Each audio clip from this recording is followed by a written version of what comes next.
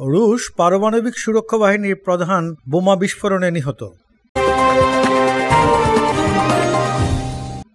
মস্কোতে বোমা বিস্ফোরণে রাশিয়ার পারমাণবিক সুরক্ষা বাহিনীর প্রধান লেফটেন্যান্ট জেনারেল ইগর কিরিলভ নিহত হয়েছেন। মঙ্গলবার রুশ কর্মকর্তাদের বরাত দিয়ে রয়টার্সের প্রতিবেদনে তথ্য জানানো হয়েছে। প্রতিবেদনে বলা হয়েছে, মস্কোতে একটি ইলেকট্রিক স্কুটারে বোমা লুকিয়ে রাখা হয়, সেখানের বিস্ফোরণে নিহত হন ইগর কিরিলভ। এখন পর্যন্ত কেউ হামলার দায় স্বীকার করেনি, তবে তদন্তের মাধ্যমে জড়িতদের খুঁজে বের করা হবে বলে জানিয়েছে মস্কো। রুশ কর্মকর্তারা জানিয়েছে, ক্রেমলিন থেকে 7.5 কিলোমিটার দক্ষিণ পূর্বে রিয়াজনস্কি প্রসপেক্টরের একটি অ্যাপার্টমেন্টের বাইরে রাশিয়ার পারমাণবিক, রাসায়নিক ও জৈবিক সুরক্ষা ব্রিগেডের প্রধান লেফটেন্যান্ট জেনারেল ইগর কিরিলভকে হত্যা করা হয়েছে।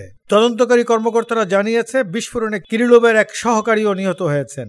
রাশিয়ান মেসেজিং অ্যাপ টেলিগ্রাম চ্যানেলে পোস্ট করা ছবিতে ধ্বংসস্তূপে ভরা একটি ভবনের ভাঙ্গা প্রবেশপথ এবং তুষারে পড়ে থাকা রক্তাক্ত দুটি মরদেহ দেখা গেছে। বিবিসি বলেছে, কিরিলভ যখন তার বাসভবন ত্যাগ করছিলেন তখন স্কুটারে লুকানো বোমার বিস্ফোরণ ঘটানো হয়। এই বিস্ফোরণে নিহত হয়েছেন তিনি। ইউক্রেনে নিষিদ্ধ রাসায়নিক অস্ত্র ব্যবহারের দায়ে গত সোমবার কিরিলভকে অভিযুক্ত করে কিয়েভের প্রসিকিউটররা, যদিও রুশ কর্তৃপক্ষ এই অভিযোগ অস্বীকার করে আসছে। আর এর একদিন পরেই কিরিলভের হত্যার ঘটনা ঘটল। এর আগে গত অক্টোবরে যুক্তরাজ্যের দাঙ্গায় এজেন্ট ব্যবহারের অভিযোগে কিরিলভের বিরুদ্ধে নিষেধাজ্ঞা দিয়েছিল যুক্তরাজ্য সরকার।